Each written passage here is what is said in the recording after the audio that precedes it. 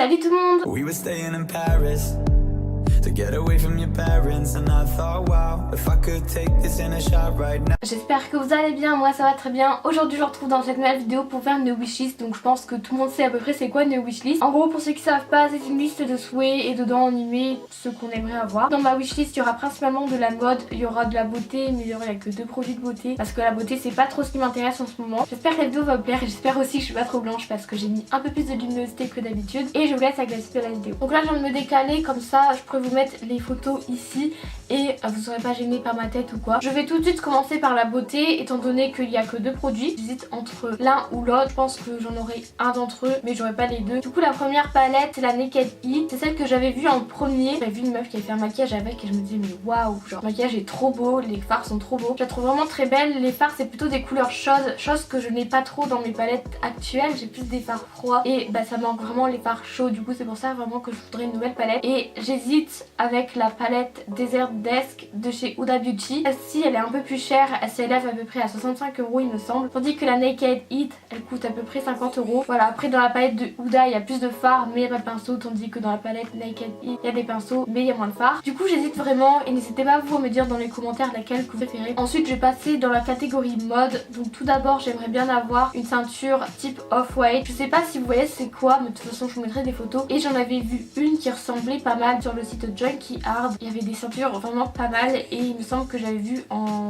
rouge, en jaune et en noir. Enfin le jaune je suis pas sûre, mais en tout cas j'aimerais bien avoir une ceinture comme ça en jaune. Ensuite toujours dans les ceintures j'aimerais bien m'en trouver une, donc cette fois-ci noire, avec une double boucle. Donc j'en ai vu sur ASOS, j'en ai vu quelques-unes. Je trouve qu'une ceinture ça rajoute vraiment un truc à la tenue, ça peut habiller tous une tenue. Et ben comme j'en ai pas, c'est pour ça que j'aimerais bien en avoir une. Même si en soi j'achète pas une ceinture pour avoir l'effet de la ceinture, c'est juste vraiment pour ajouter un truc à la tenue. Et après le troisième truc que j'aimerais bien avoir, donc là c'était plus dans la catégorie accessoires, c'est une montre parce que bah, je passe mon bac des Français en fin d'année et j'aimerais bien en avoir une qui me baisse déjà un minimum. Et donc j'en avais vu plusieurs avec un cadran en marbre, enfin c'est pas du vrai marbre mais c'est motif marbre, et le bracelet en acier me semble. Donc je pense que je vais l'acheter sur showroom privé parce qu'il y a souvent des bonnes réductions et on peut trouver vraiment des montres de marque au même prix que les montres que tu achètes par exemple à H&M. Ensuite je vais passer à la catégorie chaussures. La première paire de chaussures que j'ai vue, donc ça je suis vraiment pas sûre de l'avoir encore une fois, ce sont des Pima Creepers et ce sont les camos, donc vous savez celles qui sont un peu orangées. Mais je sais que les meufs sur lesquelles je l'avais vue,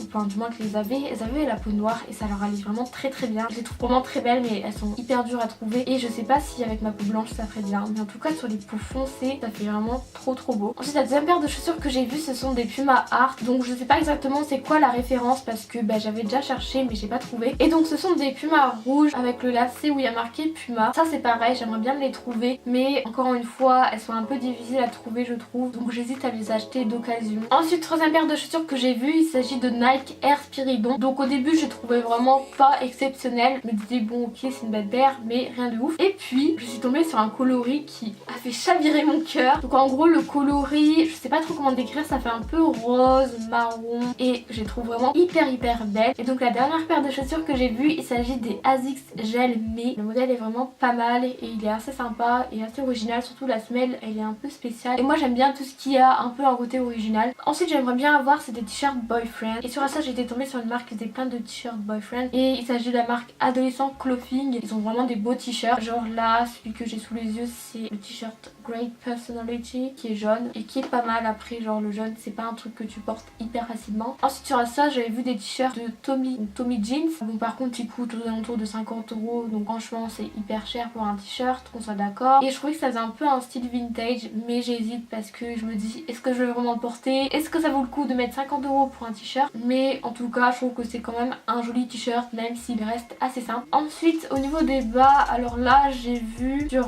ASOS de la marque Daisy Street, ça s'appelle pantalon de jogging rayé. Ça je suis pas sûre parce que c'est vraiment matière jogging, ça m'intéresse pas. En tout cas il est assez joli, ça fait assez sportwear, streetwear. Il coûte 24,99 € donc je trouve que ça va pour un pantalon. Également sur ASOS, donc ça c'est de la marque ASOS, j'ai vu un pantalon mais j'ai eu un coup de cœur dessus. Donc il s'agit d'un pantalon style militaire, la coupe mais j'adore vraiment. Et le dernier truc que j'aimerais bien avoir, donc il s'agit d'un pantalon avec des boutons pression sur le côté. Ça vraiment tellement beau, je suis assez petite donc je sais pas du tout si ça irait. J'en avais vu vu chez Zara, genre c'était à peu près 50 €. Et bon, 50 € pour un pantalon comme ça, alors que je suis même pas sûre de le mettre, merci non merci. Après j'en ai pas vu que sur Zara, j'en ai vu aussi sur des sites chinois tels que Shein ou Yon. Et c'est vraiment un truc que j'aimerais bien tester. Après limite comme c'est assez grand, je pense que je vais le couper ou quoi. À la fin de la vidéo, j'espère que ça vous aura plu, j'espère que vous aurez aimé ma wishlist. Si c'est le cas, n'hésitez pas à mettre un petit pouce en l'air, ça me ferait plaisir. Et moi je vous dis à la prochaine pour de nouvelles vidéos. Bye!